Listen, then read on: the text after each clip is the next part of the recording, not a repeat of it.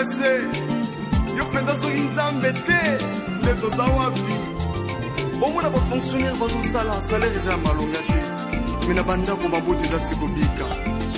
ngolu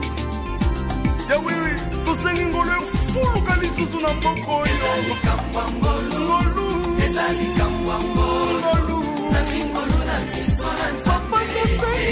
na RDC na eklesa natanga ba Santo Polo, natanga ba Saint Jean, mais surtout mimi natanga ba Santo Polo to lobe a raison ni to pesi ba makamnyos oyo détail oyo eleki d'abord natanga e moniseli oyo te to pesi bino ka détail ya comment ville ya Efeso to église ya Efeso ezalaki constituée mais sikoyo ba Polo bakena bango pe na Roma n'est-ce pas bake bakati bango mitu bango na ba Santo Peter le noso bakati bango ba mitu basi makamno so tango lekaki mama ani bambula ebele wana ba Santo Paulo na ba Santo Timothée bazana bana mike kasi bana oya mike bazaki bana mike oto lobaki kole satela ki maboko nika ba Ignace oyo ba Polycarpe oyo baona ba âge ba 18 ans ba 15 ans baza déjà ko ya pe na liloba na Nzambe na moto ya makasi bien sûr okoya komona ete emoneseli ya Jean oyo tokota siko na mateya na biso bazaki na makasi pona nini po mwana muke na tango bozote ya ye malamu ye moto na yeza kozala ndenge mususu na ba o bakoli deja bakoma kateti makasi ba o bakoli deja wana bango nde bakoya même ko soyo un jour mais bana mike ndenge zaka eza bongo niyo babokola oyo asa muke soko pesi oyo akomi deja mpaka yenda mutu akoya kosoyo baonyo so nyoka te mbwa loba nyoka minga zo mwana ke okoda kwa za nyoka ya donc eza bongo yango mona ke mwana muke no ba préparer bien alaki bien préparer donc tikino tanga kola ki donc bolingono na ezalaki bien kati na Nzambe pe ataki loba na ndenge sengeli ko kosa bien awa totiki Efeso na tango ya apôtre Paul comment makambo elekelaki na comment a construire to a botislaki lingomba o ya ville ya Efeso kasi mama ani pour une information na ko continuer ko loba yango Santo Paulo ba Santo Petero tangu bazali na mabele oyo wana bayebi nano emoniseli ya jante bato mingi bakansete apocalypse ekomamaki to Nzambe Jésus Christ amonaki na Saint Jean wana bapôtre Paul baza vivant jamais bapôtre Paul wana basi bakufa kuti bambula ebele okoya komona ete ville oyo ya Efeso mutu oza kaka na Efeso awa mutu aye kozwa contrôle nango aye koma bishop nango ezali Saint Jean lisusu te parce que awa Saint Jean akomi na ye mpaka dernier des apôtres à Katama Moutou et Saint Jean. Na année presque 102. Pour ça continue na année 33. Saint Jean a eu l'an 102. Donc après 60 ans moko boye et les gars na katikati wana. Na minita suka ne Saint Jean a eu koza. Et mon c'est oyo. La présence ya bana bazaki bana mike melelo bakoni batatani ka ba Ignace. Ba Ignace oyo. Ba Polycarpe, précisément Polycarpe mwana okoleso alobaki botika mwana mke aya epai na ngai awa. Bazali na bébé avec bana mike na ero na bango nde baye kosimba église nde bango pe baye koyoka emoniseli oyo epai ya nani epai ya Yohane nde mama ali sikoyo yebisa biso sikoyo koma église oyo sikoyo balobela yango na mokanda Apocalypse chapitre 1 2 3 mais précisément Kolo Yesu siko mabeni ni to malamu nini amonaki na église ya Efeso église oyo bambula ebele Paulo mutato waka yango to banda siko na emoniseli ya Yohane makambo ni Kolo Yesu amonaki mabe na malamu kati na église ya Efeso Kolo Yesu amonaki makambo ya malamu na ya mabe na kati église wana mais avant wana ndenge to koloba Diana wana donc makambo lekaka mingi ya mabe na Diana wana nde Jésus aya kobenga nani yango synagogue de Satan po mabe elekaka mingi nakati église nakati église donc sikoyo malamu oyo Jésus amonaki ezali boye donc Jésus amonaki makambo ya malamu nakati église wana amonaki misala kitoko elekaki parmi bandimi nyonso ezalaki nakati église wana donc bandimi makambo nyonso ya bandimi nyonso ezalaki malamu donc Jésus alobiki likambo liboso namoni ya malamu nakati église oyo bandimi nyonso bolingo ezali kati na bango donc Jésus alobaki bongo pona ni ya mibale Jésus alobi mi bandimi nyonso bayeba ko détecter ke oyo azali mofiti oyo azali mondimi oyo azali mofiti mais aza kati na parmi biso ozo comprendre oyo mofiti neti oyo zake boza na réunion na église bino bolobi ke oyo eza secret ya église ntango bokoyo kokóma na cité sango esi ekóma déjà na cité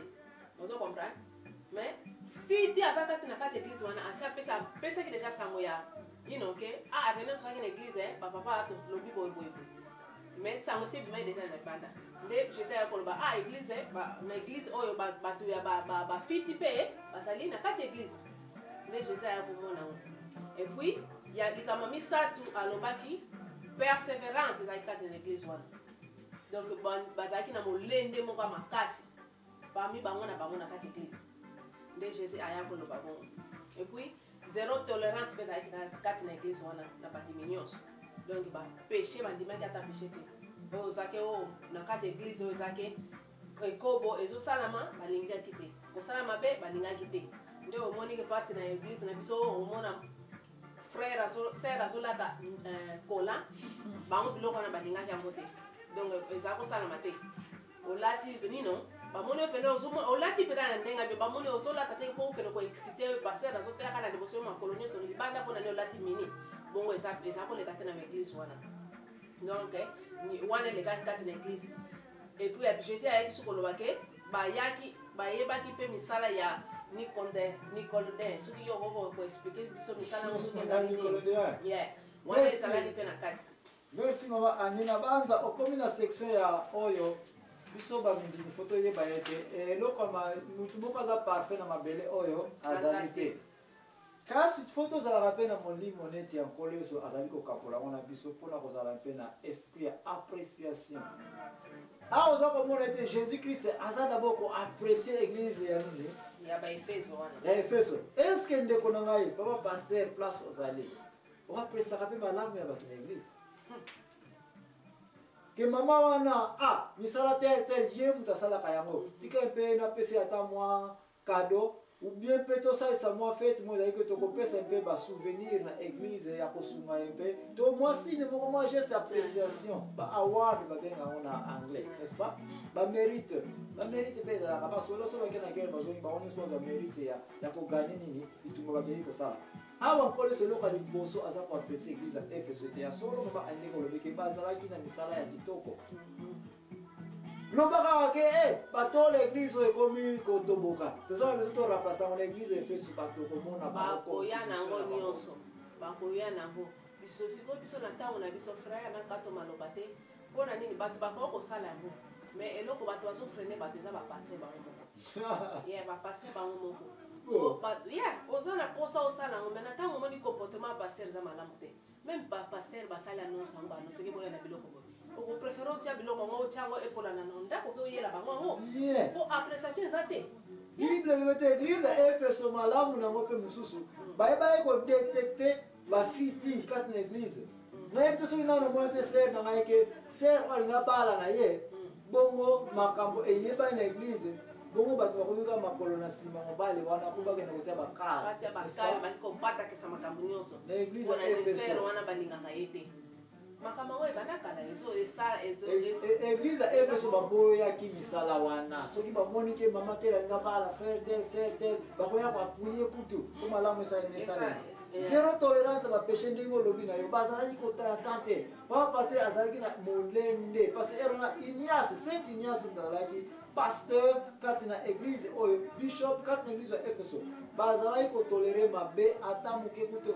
bamoni ofi oyaki wana na ndenge ya bamikolo oyo ke molimo ya koexcite bato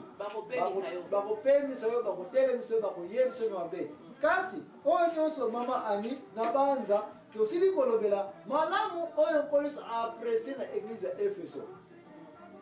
nul n'est parfait tolobela yango déjà jésus christ alobaki te boyoka makambo oyo molimo ezali koloba na mangomba na baeglize akebisaki bango enge olobaki mabe mpe ezalaki awa na église ya efeso yebisa biso mabe nini yango nkoliso akebisaki église ya efeso bon mabe ezalaki wana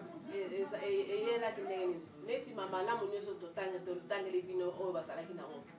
ezala eyaki sikoyo kochange bakomaki kosala inverse sikoyo malamu nyonso bazalaki nango babungisaki yango bakomaki kaka kosala makambo ya mabe oyo kodetecte bafiti na kati église ezalaki lisusu te et pourtant bango kutu ekomaki oyo ayebani aza pile mofiti ye nde bakopesa position yake na nani ye nde kutu mutu akokoma secrétaire ya église ye nde mutu akozwa kutu donc ye mutu akokoma oyo ye mutu akobanda ou bien ye bakomisi ye bien akomi bishop ou bien ye akomi soki donc bapesi oyo soki osala yano mabe te bamoni osala yano mabe te donc okozwa ata position moko te na kati église donc bakoma kosala makambo ezanga ntina tolérance zéro oyo ezake bapéché balingi komona péché te oyo ezake olati soki olatili bango mvuela kutu bango yebiso mvuela wana eza yango te donc soki olati mini nde yo nde balingi donc makambo nyonso mabe yango nde balingaki sikoyo nde wana yango jésus akoyebisa bango oyo aza na matoi ayoka soki oyoki te oyo ngana aza koyebisa bino mwinda bougie wana oyo bapesaki bino 7 étoile oyo bapesaki bino donc bougie wana nzambe akoboma ngo akolongola ngo kati na bango nde bongo jésus christ ayebisaki bango. Merci.